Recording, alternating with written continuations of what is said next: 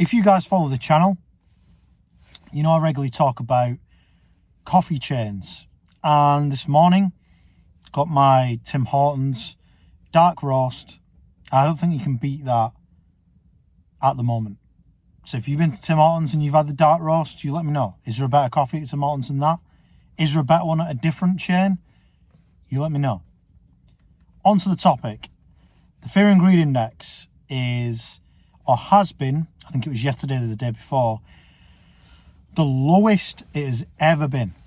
So if you don't know what the Fear and Greed Index is in crypto, it is showing where we are in the market and what the sentiment of that market is. Between 0 and 100, it is rated or ranked.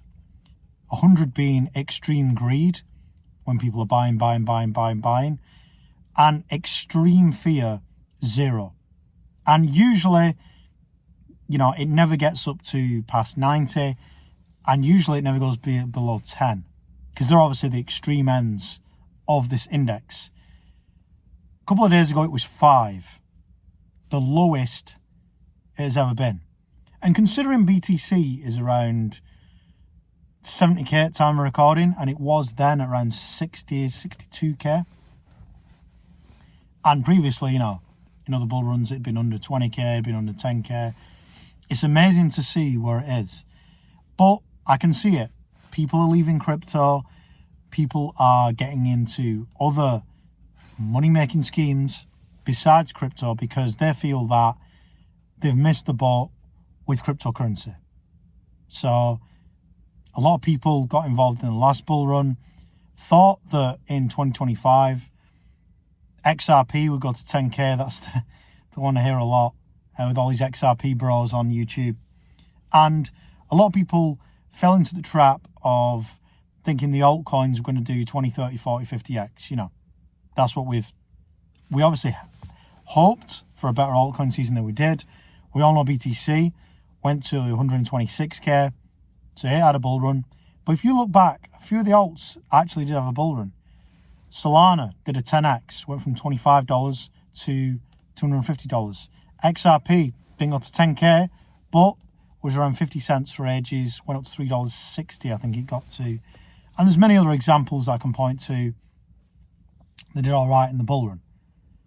However, there's a famous quote by, I can't remember who by, I think it's either Warren Buffett or Rothschild or one of these, where it says, when there's blood in the streets, you buy. And obviously, everyone always does the opposite. There's a human psychology that you buy when everything's going well, you sell when it isn't. And so many people are selling now, which is absolutely pointless in my opinion. I mean, if you got in crypto and you ran your coins down and you're selling now to go into something else and not actually taking advantage of the market when it is where it is, it's just backwards in my opinion. I've seen predictions that Bitcoin could go sub 50, Solana sub 50, ETH sub 1,500, sub 1,000 in some cases. And, I'm going to be taking advantage of it. I'm going to be buying. I do a monthly DCA every single month into crypto, obviously using Bitpanda, shout to them, link in description. And I just look for opportunities, and I'm excited about the market again, just because I'm using DeFi, accumulating far more of the assets that I want to accumulate, and as well as DCAing, I can, in fact, use the assets I've already got to accumulate more of them with the liquidity pools that I talk about in the live streams, talk about in the videos. And that is, in my opinion, how you play this market. Just imagine there's two parallel timelines. One of them is you DCing into Solana at $50. You DCing into Ethereum at $1,500, $1,000. You DCing into Bitcoin at 50k. And also having some liquidity pools with Solana, with ETH, with BTC in them. And as well as DCAing, getting the API, getting the API, I've set up a Kita and an Ethereum pool, around 3.5k in it, printing about $700 a month. So that, as well as me DCAing into other coins, everything is just rolling and rolling and rolling. Now, that is the one timeline. Imagine the other timeline. Either one, getting out of the market completely, or two, just holding on to the coins and not doing anything. Because we assume that, you know, going into the bear market or in the bear market for 2026, things pick back up. If you are aggressively accumulating, aggressively printing out your liquidity pools, Solana, I keep saying at $50, it went from $25 to $250 this bull run. Even if it just went to 100, you know, you don't, and doubled, you're getting it at half price at the moment, in theory, if you believe it's going to go up. You may think BTC, Ethereum, and Solana are garbage, but I'm saying look at your coins and look at the advantages you've got of buying now in this market. You know, if you were aggressively buying Solana at $250, if you were aggressively buying Bitcoin over 100k and aggressively buying ETH at 4k, and you're debating whether to do it now, I don't know, seems odd, but that's what I'm doing. I'm buying. There's a lot of crypto YouTubers that have gone, created content in the bull markets and left.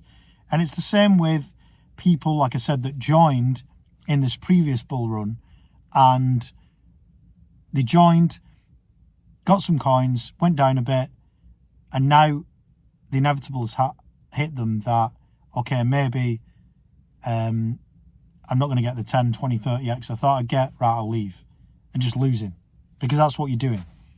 And at the end of the day, if you've put money in that you can afford to lose, if you're in it for the long term and accumulating these things, then you're okay with the price where it is now. And again, on another kind of strategy, on a side note, what you could do, you don't have to accumulate these assets. You could just use the assets that have gone down to accumulate and swap it for a stable coin and go and spend it. You know, I mentioned the $700 a month that I'm printing off an Ethereum Kita pool. That's the existing assets I had. And I could literally, with the $700 I'm getting, swap that instantly for a stable coin.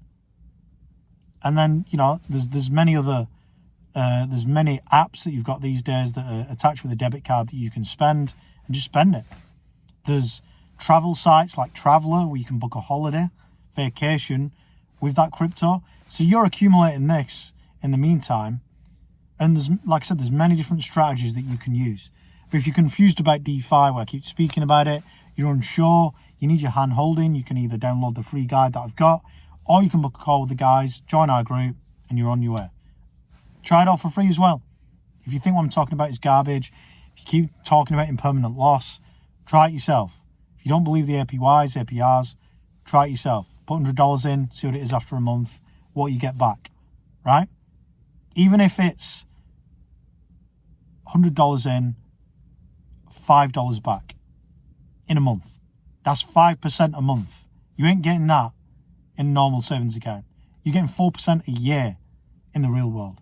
So even if you get $5 back out of that $100 you put into liquidity pool and get 5% back, that is a lot better than anything you're getting in the real world.